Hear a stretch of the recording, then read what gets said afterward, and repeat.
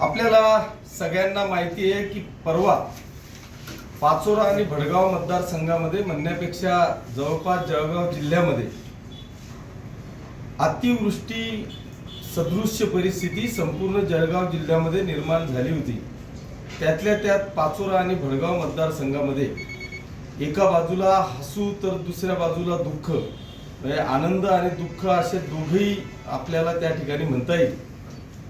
आनंद ह्या गोष्टीचा की गेल्या अनेक दिवसापासून पावसाच्या प्रतीक्षेत असलेला शेतकरी हा पावसामुळे अतिशय सुखावलेला आपल्याला पाहायला मिळत होता।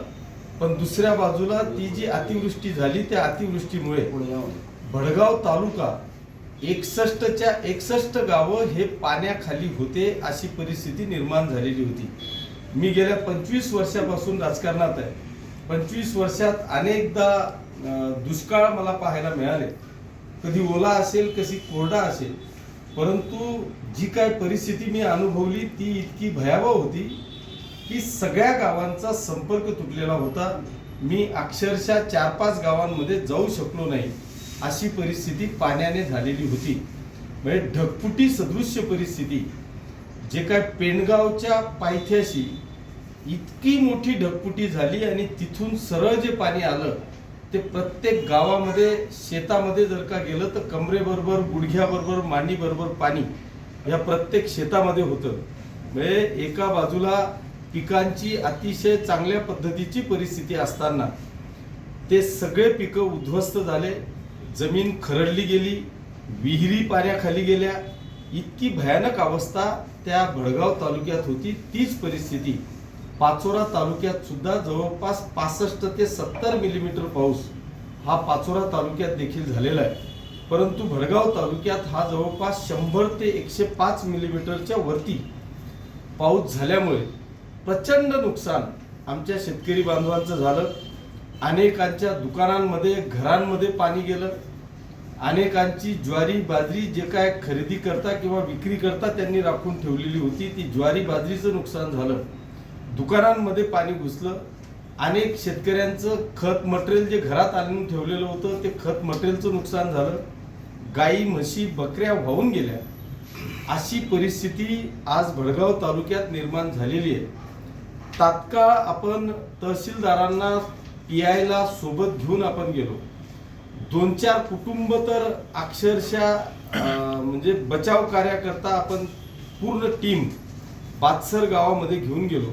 एक आदिवासी कुटुंब बादसर गावामध्ये अडकलं, त्यांना आपण रेस्क्यू करून आणि सुरक्षित स्थळी आणलं।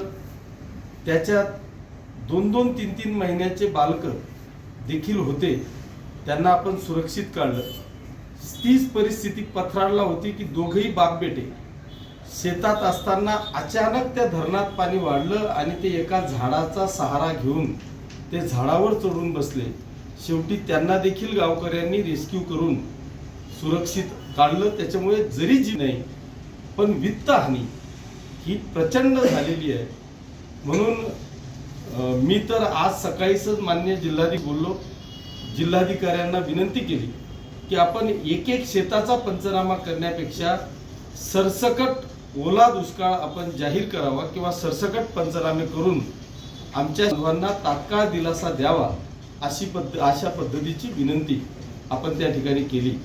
तीच परिस्थिती पाचोरा होती। मी तिथूनच या राज्याचे आपत्ती व व्यवस्थापन मंत्री नामदार गिरीशजी महाजन साहेब यांच्याशी संपर्क साधला। त्यांना ही सगळी आपबीती त्यांच्या कानावर टाकली। त्यांनी देखील जिल्हाधिकारी असतील किंवा संबंधित अधिकाऱ्यांना निर्देश दिले की यांचे तात्काळ पंचनामे करून आपण मदतीसाठी तसा प्रस्ताव शासनाकडे पाठवावा, अशा पद्धतीचे आदेश माननीय गिरीशजी महाजन साहेब यांनी शासनाला अधिकाऱ्यांना दिलेले आहेत। सगळ्यात महत्त्वाचा एक विषय आणखी होता की वरून तर पाणी होतच, परंतु शिवनी गावाजवळ या इरिगेशन विभागाने कॅनॉलला डाव्या कालव्याला इतकं मोठं पाणी सोडलं की त्या पाण्याला पुढे रस्ता नसल्यामुळे कॅनॉलला एवढं मोठं भगदाड त्या शिवनी गावाजवळ पडलं की त्या दिवशी कदाचित अख्खं गाव व्हायला असतं, अशी परिस्थिती त्या शिवनी गावामध्ये निर्माण झाली। आणि तिथूनच मी माननीय मंत्री महोदयांना व्हिडिओ कॉल केला, त्यांना ती सगळी परिस्थिती दाखवली. माझी मंत्री महोदयांना आपल्या माध्यमातून विनंती आहे की त्यांनी ती स्वतः परिस्थिती पाहिली आहे. एवढा मोठा पाऊस चालू असताना आपण कॅनॉलमधून जे पाणी सोडलं त्या पाण्यामुळे प्रचंड हानी, म्हणजे ते भगदाड पडलं, गाव वाचलं, गावात पाणी गेलं हे ते आहेच, परंतु तो कॅनॉल सगळे निकामी झाल्यामुळे ते सगळं पाणी हे शेतांमध्ये पाझरतं आणि शेतकऱ्यांच्या आजूबाजूला असलेल्या जेवढ्या शेती आहेत त्या प्रत्येक शेतकऱ्याचं असलेल्या पिकाचं 100% नुकसान होतं. त्याच्यामुळे त्या कॅनॉलची तात्काळ दुरुस्ती व्हावी. थेट डावा आणि उजवा कालव्याचं माझ्या माहितीप्रमाणे टेंडर निघालेलं आहे, पण जे कोणी कॉन्ट्रॅक्टर असतील त्यांना तात्काळ दुरुस्तीचे आदेश देऊन ते कॅनॉल लवकरात लवकर दुरुस्त झाल्याशिवाय आता त्या कॅनॉलला पाणी सोडू नये.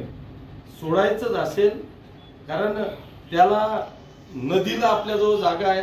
मला माहिती आहे की 100% धरण 98-99% गिरणा धरण भरलेलं आहे. त्याच्यामुळे त्यांना पाणी सोडणं जरी आवश्यक असलं पण ते कॅनॉलला न सोडता, कारण पुनर्भरणाच्या नावाखाली त्या कॅनॉलला पाणी सोडलं जातं.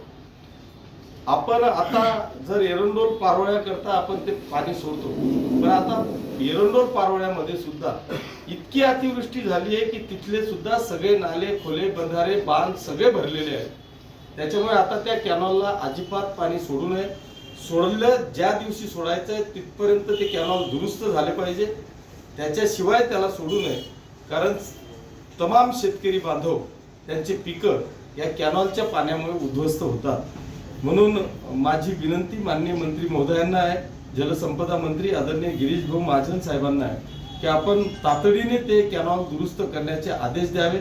आणि असे जे कोणी संबंधित अधिकारी असतील की ज्यांचं दुर्लक्ष त्या कॅनॉलकडे होतंय, की एवढं मोठं बगदाड परेपर्यंत त्या अधिकाऱ्यांना शुद्ध नाही, अशा अधिकाऱ्यांवर देखील त्यांनी कारवाई करावी अशी एक आग्रहाची मागणी या निमित्तानं मी करतो.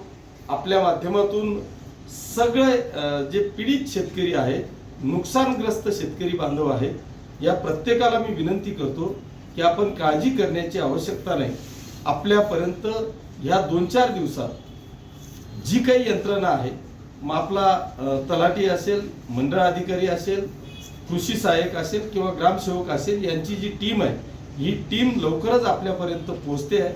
ऑलरेडी पंचनाम्यांना सुरुवात केलेली आहे. 100% पंचनामे होऊन एकही व्यक्ती याच्यापासून वंचित राहणार नाही याची खबरदारी ऑलरेडी मी घेतलेली आहे. तशा पद्धतीचे निर्देश प्रांत तहसीलदार, BDO या सगळ्यांना, कृषी अधिकारी या सगळ्यांना आपण दिलेली आहे. त्याच्यामुळे मी नक्कीच या सगळ्या म्हणजे नुकसानग्रस्त शेतकऱ्यांच्या वेदना समजून 100% शेतकरी बांधवांना न्याय मिळेल अशा पद्धतीची ग्वाही व आपल्या माध्यमातून पाचोरा आणि भडगाव तालुक्यातील तमाम शेतकरी बांधवांना देतो. धन्यवाद. जय हिंद, जय महाराष्ट्र.